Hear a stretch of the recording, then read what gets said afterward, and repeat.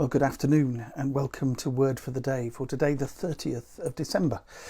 One of those slack water days between Christmas and New Year when time seems to stand still just a little. And my plan originally wasn't to be here this week. My plan originally was to be somewhere on the North York Moors between Captain Cook's Monument and Rosebery Topping, overlooking the northeast and the North Sea. It's a childhood ritual. A group of friends and I always used to try and climb the hill, going up from the little village of Great Ayton in North Yorkshire till we got to the very top of Rosebery Topping. And we'd sit and look out on the countryside, back over the moors towards Whitby behind us, to the north Teesside and just the beginning of County Durham in the far north, and out to sea as we watched what was then something of a fishing fleet as it trawled the waters of the North Sea.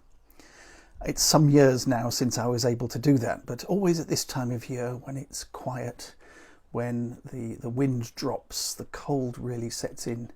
I think of that long haul, the climb up from the village, up past the ducks on the stream, and then that climb through the forest area until you get to the shooting hut, the stone Victorian shooting hut, and then finally up to the summit with those glorious views.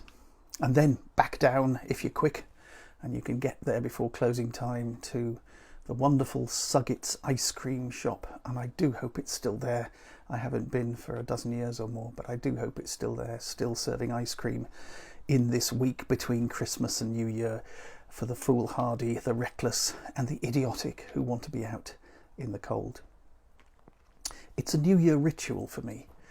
And that idea that you leave everything behind and climb to the top of the mountain and think and pray when you're on your own up there.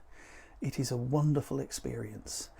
And of all the things in lockdown that I'm missing, it's the things that take me really outdoors and away and up the hills and for quietness and solitude, or with a small family group. It's that I'm finding particularly difficult at this time of year. And then, of course, I feel immediately guilty because other people are having it really rough.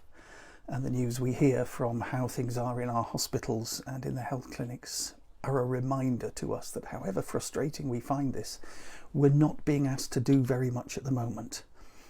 And so perhaps we might be able to bear our difficulties with just a bit more of a smile and a bit more acceptance that these things have to be done if everyone is to be kept safe.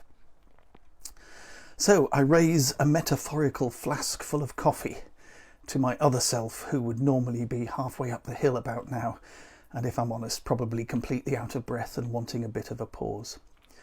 But because I can't do it, I think of those who can, and I think of the times when I could. And there's a comfort there. There's a comfort as I think about those glorious views and that wonderful experience. And I know that the journey we're on at the moment is not the journey any of us chose, not the journey we would have chosen, but it's the journey we're on.